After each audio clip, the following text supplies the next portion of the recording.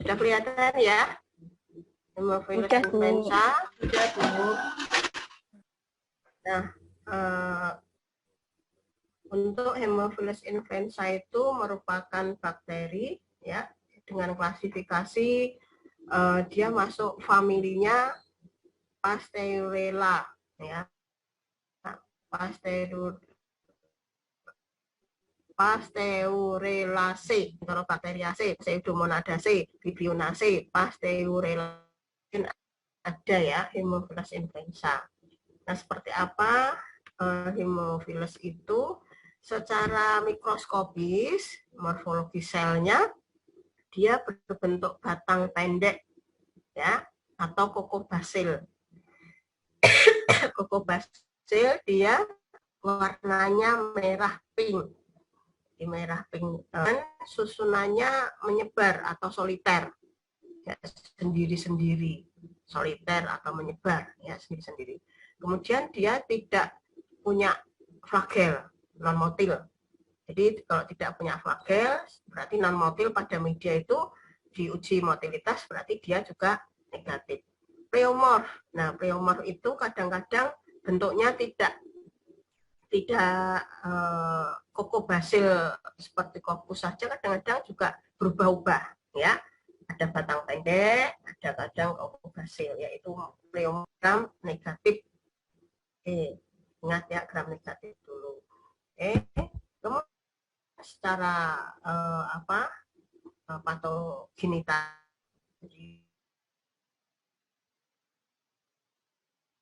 ini bisa menyebabkan meningitis atau bronkitis ya, atau paru-paru, pneumonia, kemudian konjungtivitis dan endokarditis. Ya, karena dia menyebabkan meningitis, bronkitis, maka sampelnya bisa diambil dari paring atau orofaring, swab mata, ya, konjungtiva, konjungtivitis. Nah, kalau meningitis berarti sampelnya bisa LCS, cerebrospinal, ya. Kemudian kalau berarti sampelnya bisa dari sputum, ya. Kalau endokarditis berarti sampelnya bisa dari darah. Anda bisa kembangkan kalau dia menyebabkan di mana, berarti sampelnya itu bisa berasal dari patologisnya itu.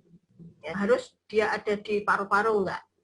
Ya, dia bisa di cerebrospinal atau LCS. Ya. Halo Pak Ali.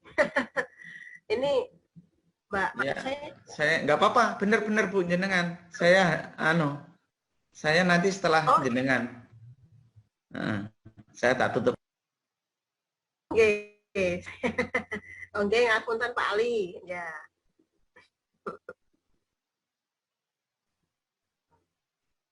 Monggo diteruskan aja Bu. Saya aja. Saya Iya. Ya.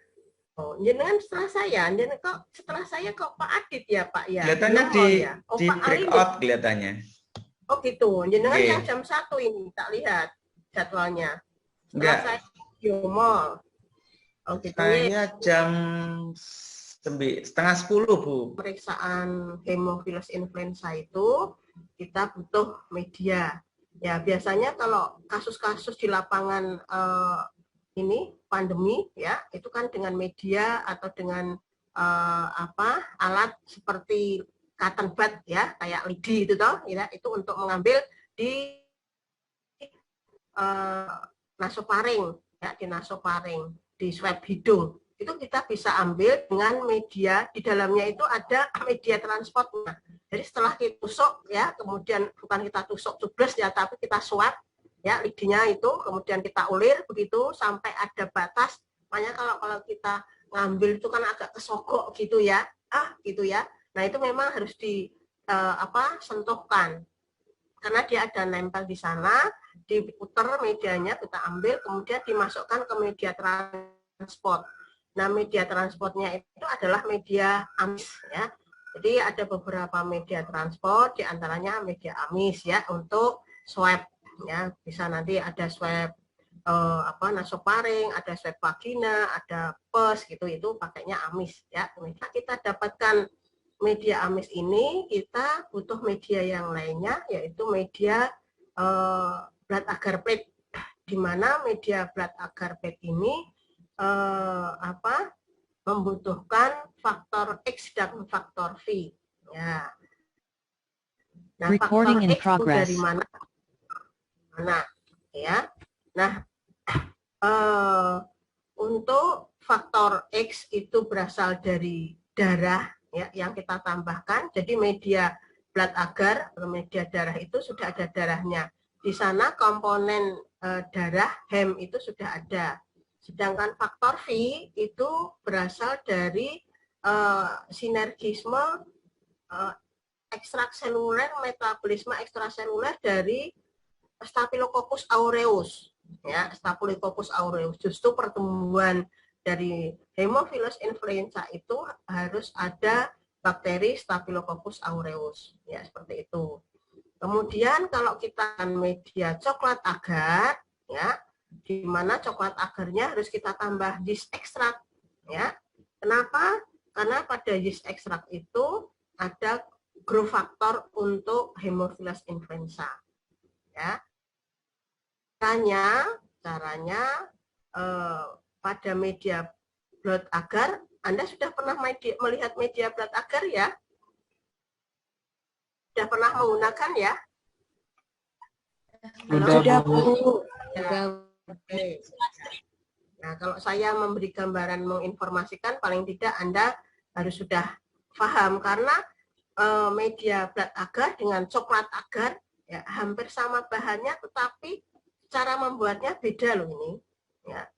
Kalau yang kita minta blood agar, jadi komponen darahnya itu tidak lisis, jangan sampai lisis, ya. Tapi beda dengan coklat agar. Kalau coklat agar justru dilisiskan, ya. Tapi di situ harus kita tambahkan yeast extract, gitu ya. Nah, untuk pertumbuhannya butuh inkubasi dengan CO2 5% sampai 10%.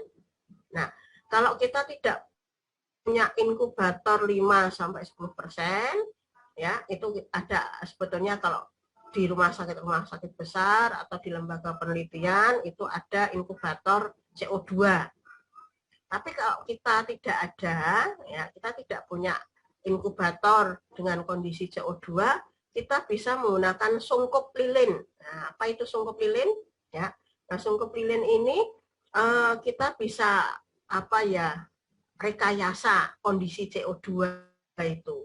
Caranya bagaimana? Anda cari kaleng, ya, kaleng biskuit itu tuh.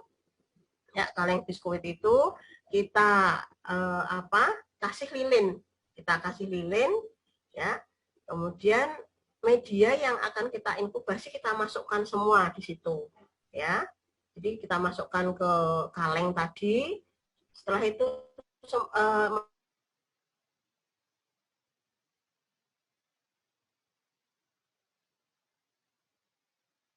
kalengnya. Kira-kira nanti apinya mati atau hidup? Halo? Kira-kira nanti apinya mati atau hidup? Mati, Bu. Biasanya mati, Bu. Mati karena nggak ada oksigen, biasanya mati. Mati karena tidak ada oksigen. Karena tidak ada oksigen, maka dia mati. Nah, disitulah pada kondisi tidak ada oksigen, yang ada hanya CO2. Ya, yang ada di dalam kaleng itu CO2.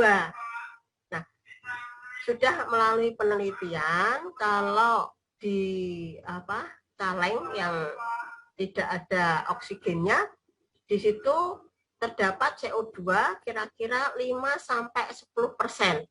Ya, tergantung dari volume kaleng. Ya, kalau volume kalengnya besar, kemungkinan juga lama. Kemudian setelah tidak ada oksigen, adanya CO2, maka apinya akan mati. Ya, seperti itu. Paham ya? Jadi kita membuat inkubator dengan tidak ada inkubator yang canggih, tapi kita pakai sungkup lilin ya dengan CO2, bisa ya?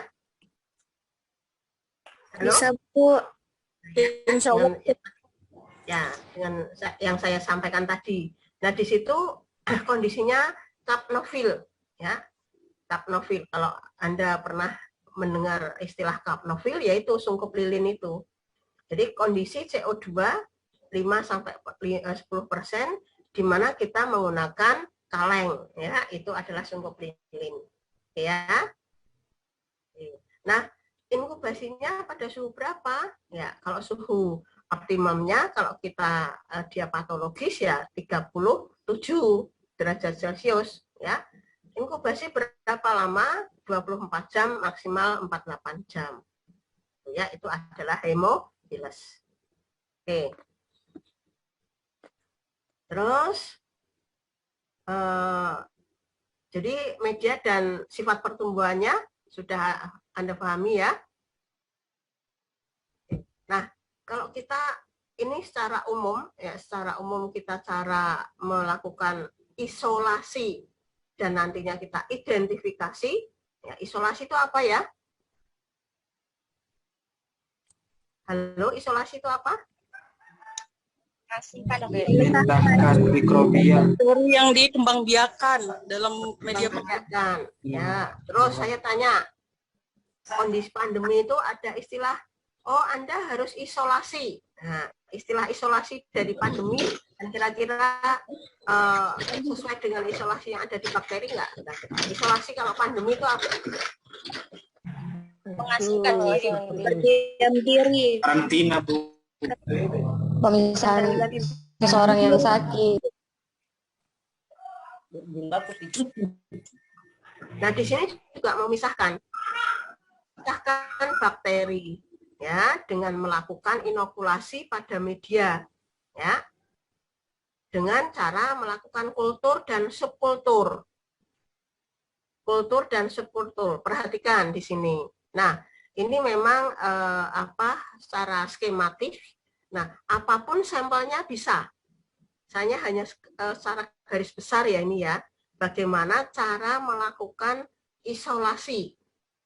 Karena ini hal yang fatal. Kalau Anda tidak bisa melakukan isolasi, maka Anda tidak akan mendapatkan bakteri yang sesuai nantinya. Paham ya? Nah, ini kita sampel apapun sampelnya, ya, apapun sampelnya. Nah, secara umum setelah sampel ini kita letakkan di media penyubur, ya, media BHI misalnya, kita inkubasi berapa? Bisa 12 jam, bisa 3 jam, ya. Kenapa? Karena kalau bakteri atau sampel yang kita ambil keluar dari hostnya, keluar dari tubuh manusia, itu juga dia akan stres karena suasana hidupnya itu akan berbeda ya. Biasanya ada di dalam tubuh manusia, dia berada di luar tubuh manusia, maka dia akan stres bakteri itu. Oleh karena itu kalau sampelnya itu lebih dari 2 jam, maka baiknya ditambah media BHI. Ya. Tapi kalau sampelnya barusan diambil sebelum 2 jam, ya, jadi fresh sebelum 2 jam, langsung Anda gores ke media yang sesuai.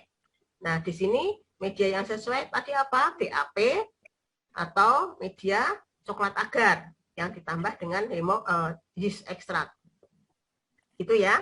Nah, sampel yang Anda ambil ya, kita gores begini serat ya, dengan ose bulat, di mana kondisi ose bulat ini tidur. Kemudian ganti di zona itu mengambil, perhatikan ini skill kompetensi yang tidak bisa miliki setiap orang harus sama, enggak. Walaupun Anda sama-sama beda. Karena itu harus dengan perasaan dan dengan tampilan ya, keterampilan tangan, ya. Orang itu beda-beda. Kayak orang masak sama-sama bumbunya ternyata rasanya berbeda, ya, seperti itu. Ya. Nah, ini goresan yang kedua dengan osomata, tetapi kemiringan osonya itu 45. Jadi kita ambil dari goresan pertama ya ke goresan kedua, tidak menyentuh terus, tapi ambil. Ini osonya sudah ganti ya, oso yang steril yang lainnya.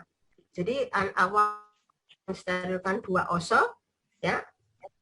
Oso yang pertama dipakai untuk di zona pertama, kemudian oso yang kedua dipakai untuk zona kedua, ketiga, dan keempat. Jadi diharapkan di sini osonya sudah steril. Ya, kemudian kita ambil beberapa sentuhan atau ini goresan dari goresan pertama, berarti sedikit ya bakteri yang ikut ya di zona kedua ya. Ya. Nah, kemudian kita lanjutkan ke kedua. Kita ambil gitu ya. Kita gores lagi, kemudian kita gores ke zona keempat. Sehingga diharapkan pada zona ketiga dan keempat kan koloni yang terpisah. Didapatkan seperti ini. Ya, setelah inkubasi seperti ini, ternyata di goresan pertama itu rapat banyak. Ya, kemudian di goresan kedua ini juga masih banyak. Tapi di goresan ketiga dan keempat dia sudah misah. Ini dicontohkan ada koloni yang biru dan ada koloni yang oranye. Ini menandakan dia bakteri yang berbeda. Paham ya? Nah, koloni yang berbeda ini kita subkultur. Ya, di sini kita subkultur yang biru kita ambil kita biarkan ke media BHI. Ini inkubasi 3 jam aja sudah cukup. Kemudian Anda gores. Kenapa 3 jam? Supaya dia berkembang biak. Tapi nanti di sini sudah akan bisa lebih encer di goresan yang berikutnya. Ya, di media BAP misalnya, ya, di sana kita goreskan sama dengan metode kuadran, sehingga di sini di suspensi bakteri yang kita ambil warna biru semuanya akan berwarna biru, ya, atau sama dari koloni yang Anda ambil dari yang pertama ini. Paham ya? Halo? Paham Bu, paham. Nah, Paham Bu, Allah paham. Dan dari sini Anda dapatkan stok kultur. Ini nanti disimpan, diambil ke media BHI yang untuk identifikasi. Demikian juga untuk yang merah juga seperti itu atau oranye. Kita subkultur ke media cair ya supaya dia mudah, sehingga kita kultur dan kita pisahkan koloni yang oranye ya. Gitu. Nah, ini di sini kita dapatkan 2 koloni yang berbeda. Itu cara atau langkah inokulasi dan isolasi. Inokulasi itu cara mengkultur dan isolasi memisahkan. Ya, seperti itu. Oke, sebentar.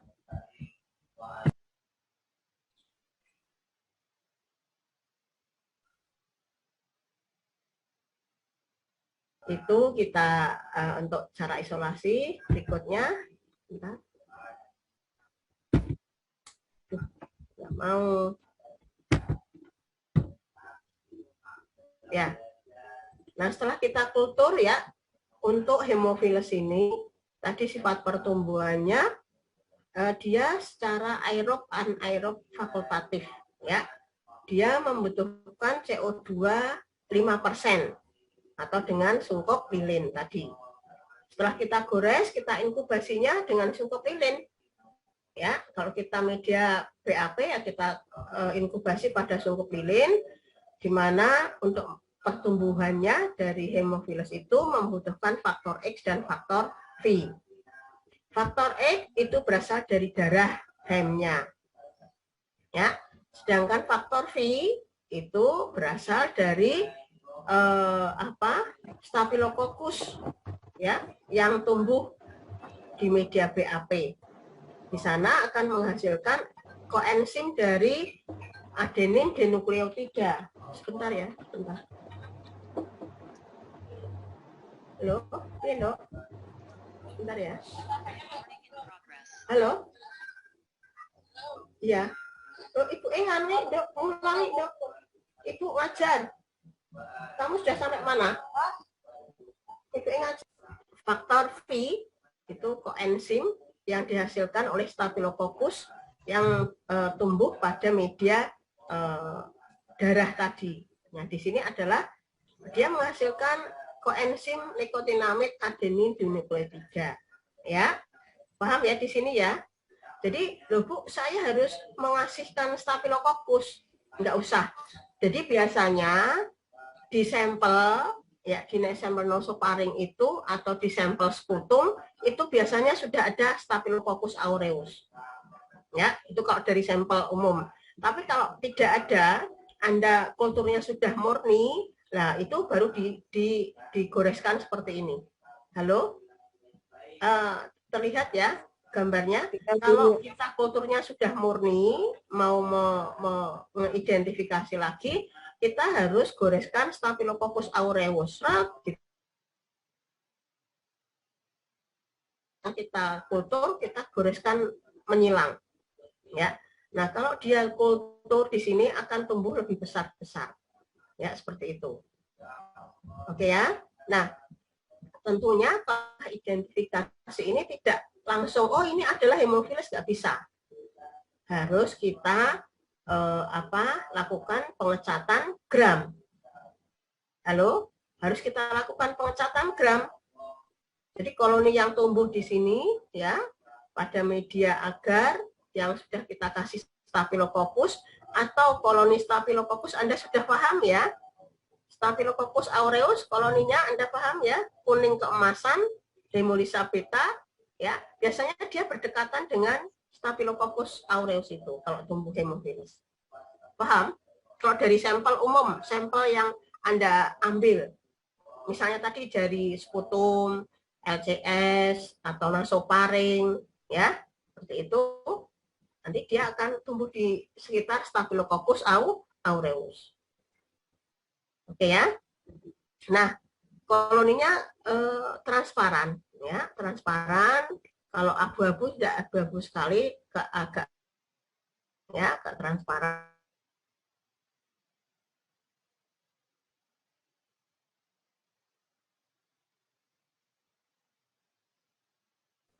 Ya, tes satelit. Paham ya?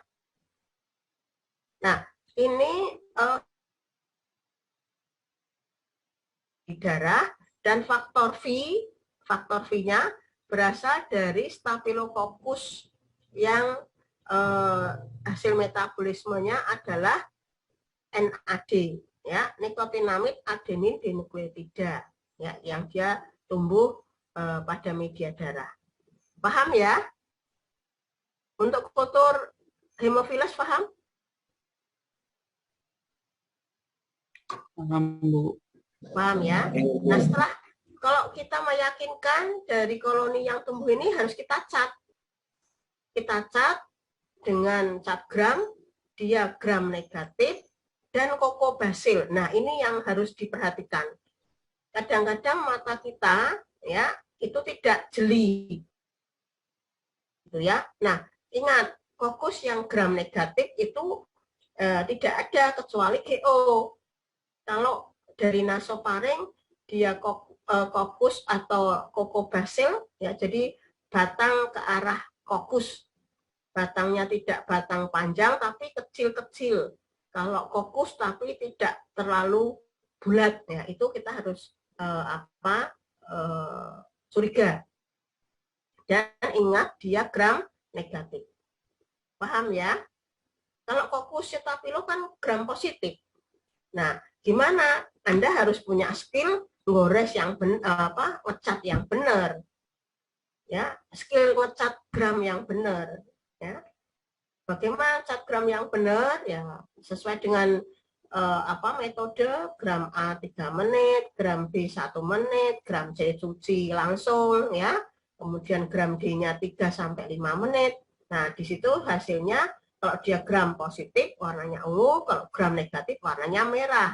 Merahnya merah pink ya, bukan merah kayak darah kayak gini ya.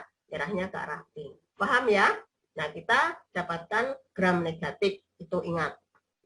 Oke. Nah, inilah Nah, kalau kita tadi hasil identifikasi, ya hasil tadi ini tadi ya, kita amati dengan pengecatan gram negatif, bentuknya batang atau batang pendek atau pokok basil, di subkultur pada media coklat agar dengan inkubasi, ya dari subkultur koloni yang terpisah ini baru dilakukan uji biokimia. Ya, karena kita belum tahu apakah memang dia adalah hemophilus ya atau bukan. Nah, tolong kalau kita pakai media coklat agar, kita tambahkan dengan yeast ekstrak. Ya, yeast ekstraknya berapa? Biasanya 1%. Kalau kita membuat 100 ml media, kita tambahkan yeast ekstrak 1 gram. Itu sudah cukup. Oke ya, dan kita posisinya kalau coklat berarti darahnya yang dituang pada kondisi panas-panas sehingga dia akan lisis ya seperti itu. Oke, bisa ya kalau kita praktek bisa. Oke. Sudah ada gambaran ya. Oke, kita identifikasi. Nah, kalau kita lakukan uji biokimia, ya uji katalase. Jadi koloni yang terpisah tadi yang sudah murni, kita uji katalase, dia hasilnya positif. Uji katalase reagennya apa ya? H2O2 3%. Ya, H2O2 3%. Oksidase, reagennya apa oksidase? Pakai enzim lupa Bu. Tetrametil paratenil diamin hidroklorid ya. ONPG. Nah, ONPG ini biasanya untuk gram negatif ya. Karena dia apakah menfermentasi laktosa atau tidak. Ternyata hemophilus dia tidak menfermentasi laktosa. Tetapi punya indol ini bisa positif bisa negatif ya, tapi biasanya positif juga bisa. Nah, urea positif wajib, ornitrin juga positif. Ya, itu. Ini karakter yang harus ada ya. Setelah gram negatif tadi, kemudian katalase, oksidase.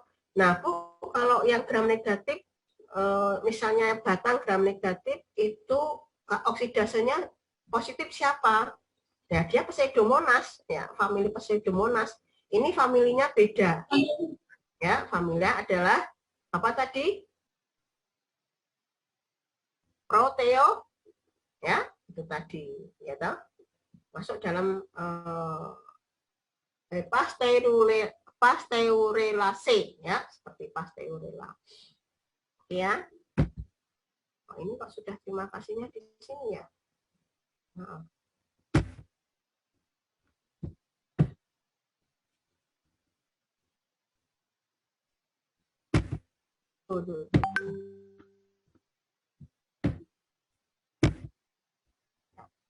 Ya, seperti ini hasil uji biokimianya. Ada yang bertanya? Gigi gangren, kotoran kuda, makanan kaleng, atau pes ya. Itu kalau kita mau mengambil karena dia sifatnya atau karakternya adalah anaerob, Clostridium itu ciri karakternya tidak butuh oksigen. Ya, tidak butuh oksigen. Maka pada saat kita mengambil bahannya pun kondisinya tidak ada oksigen. Caranya bagaimana? Kita siapkan botol sampel ya yang sudah ditambah dengan pirogalol dan NaOH 10%. Ya, di situ ada kapas atau tisu yang steril. Ya, dikasih tetesi pirogalol dan NaOH 10%. 2 tetes katakanlah seperti itu. Terus ditutup. Nah, jaringan itu kalau jaringan ya jaringannya ditempelkan gas gangrennya. Kalau ada misalnya sampel langsung ya nanti kita letakkan di tioglikolat, media tioglikolat. Nah, media tioglikolat ini adalah media selektif untuk bakteri yang anaerob, sifatnya anaerob. Kenapa? Media tioglikolat ini ada resasurinnya. Resasurin itu kayak indikator di mana kalau di situ ada oksigen nanti langsung direduksi. Ya, direduksi sehingga oksigennya hilang. Oksigennya akan habis dan berubah menjadi CO2. Ya, itu pada media tioglikolat, sehingga pada media tioglikolat permukaannya agak warnanya pink, ya, agak pink semburat tipis. Itu tandanya medianya masih bagus dan mengandung resasurin, ya, seperti itu. Nah, kita kultur, kita ya, kemudian kita setelah kita kultur, ya, caranya kultur seperti yang tadi, kita gores kuadran, ya, kemudian cirinya, ya, cirinya media, transparan juga, ya, pada media BAP dia transparan, atau media tioglikolat, ya, Clostridium ini media tioglikolat itu dia juga transparan. Kemudian kita cat untuk spora, cat clean atau cat silver Fulton. Kemudian kita lakukan uji biokimia gula-gula, kemudian kita uji indol, uji motilitas dan katalase oksidase. Ya, seperti itu. Nah, sebetulnya kalau dari hasil kultur ini, kalau kita dapatkan bakteri yang berspora, dia gram positif, ya, atau kalau kita cat clean itu warnanya juga biru dan sporanya merah, ya, di situ ada Clostridium, ya, sudah ada Clostridiumnya. Nah, gambarannya seperti ini, gambaran selnya, ya. Kalau kita cat positif, warnanya ungu, violet. Nah, ini ada di tengahnya atau di pinggir, itu ada sporanya. Karena dia tercat gram, dia warnanya violet, tetapi sporanya tidak tercat. Memang cat gram kan bukan untuk cat spora. Nah, kalau untuk cat spora kayak gini, ini silver Fulton, bagus ya. Ini adalah Clostridium tetani. Clostridiumnya sporanya lebih besar daripada badan selnya. Nah, ini karakter dari Clostridium tetani. Kalau kita gambarnya kayak gini, sebetulnya tidak usah kita kultur lagi, maksudnya tidak usah kita uji biokimia. Oh ya, ini ada Clostridiumnya. Cuma untuk menverifikasi, memurnikan, kita harus benar-benar pintar mengkondisikan dia tidak butuh oksigen sama sekali. Nah, caranya bagaimana? Kita butuh alat bantu, media tioglikolat, dan gaspak. Untuk inkubasinya itu ada gaspaknya. Oke ya. Nah, ini kalau kita cat ya, yang itu warnanya hijau ini, kalau yang cat clean itu mana-mana warnanya merah. Ya, perhatikan cat clean sporanya berwarna merah dan badan selnya itu berwarna biru. Kalau cat spora itu warnanya hijau dan selnya berwarna merah. Ya, ini karakter yang menjadi ciri khas dari Clostridium atau Bacillus, katakanlah bakteri yang berspora. Nah, dia karakternya tidak butuh oksigen. Ya, sifat pertumbuhannya kayak gini nih. Ya, sifat pertumbuhannya kalau kita tambahkan di situ jaringan, ya, pus atau mungkin gigi busuk, ya, atau tadi jaringan dari gangren gitu ya, atau pus dari gangren kita masukkan. Nah, di sini ada resasurin. Nanti begitu kita masukkan di situ, nanti terjadi oksidasi, oksigen yang ikut masuk akan dirubah sehingga kondisinya di sini sudah anaerob. Dan biasanya ada parafin cairnya, ya, parafin cair ini sebagai pembatas supaya tidak kontak dengan oksigen di sini, gitu ya. Nah, ini sampel yang diambil dengan media transport, media amis, ya, media amis, kemudian media penyubur dan media yang digunakan untuk kultur, juga media tioglikolat, ya, media tioglikolat kayak gini, ya. Media ini mengandung resasurin, yaitu dia bersifat reducing agent. Reducing agent ini untuk mengambil oksigen yang masuk, ya, terjadi oksidasi reduksi, ya, reduksi hingga oksigen CO2 yang didapatkan, ya. Ini dari resasurin akan mengikat oksigen terlarut yang masuk dalam media sehingga media akan dalam kondisi tidak ada oksigen atau bersifat anaerob, ya, seperti ini. Nah, ini medianya ada kukmit bisa. Jadi media komit cair, ini semuanya medianya cair ya. Ini resasurin juga, tioglikolat juga cair. Di sini ada parafin cairnya, ya, seperti ini. Oke ya. Nah, kalau di sini sudah ada pertumbuhan, nanti kita lakukan pengecatan, itu sudah mendukung ke arah identifikasi Clostridium. Nah, kalau mau kita kultur kayak gini, kulturnya ya, kita pakai media apa tadi?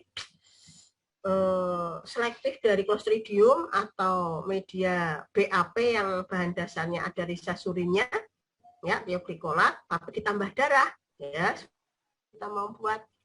Terus kita butuh anaerobic jar dan gaspak, ya, gaspak untuk mengambil oksigen terlarut yang ada di dalam media itu. Kemudian untuk ngecek kondisi anaerob kita butuh bakteri Pseudomonas ini, ya. Kalau bakteri Pseudomonasnya tumbuh, berarti kondisinya belum anaerob. Tapi kalau Pseudomonasnya sudah tidak tumbuh atau mati, dia akan kondisinya anaerob, ya itu. Ya, ini nanti saya kirim, ya, saya kasih ke classroom. Halo. Saya nanti buatkan classroom seperti yang kemarin di IHC ya. Anda juga kelompok IHC kemarin ini ya? Iya, Bu. Betul, Bu. Nanti kasih classroom dan saya kasih passwordnya. Nanti saya kirimkan ke sana. Kemudian absensi juga tolong dikirim ke classroom ya. Si pennya bertanggung jawab ya. Nah, untuk ujinya, kita pakai uji gula-gula ya, Clostridium tetani ya, karena waktunya sudah habis ini, sudah jam 9.30. Oke, ya. Ini kalau kita identifikasi uji gula-gula, uji indol ya, itu seperti ini. Ya, ini nanti saya kirim ke sana ya, kimianya. Ya, kalau mau kita lakukan uji biokimia, parafinnya kita ambil dulu, kita tambahkan Kovac, dikocok. Ya, Kovac itu fungsinya untuk menetralkan parafin. Sehingga dihasilkan nanti kalau dia misal hasilnya ditambah Kovac, dia akan kita tambahkan Kovac. Gitu ya. Wah, senang sekali kalau kita praktek bisa tatap muka. Ya, seru. Ya, memang ya capek. Bisa. Oke, ada yang bertanya silahkan untuk Clostridium dulu.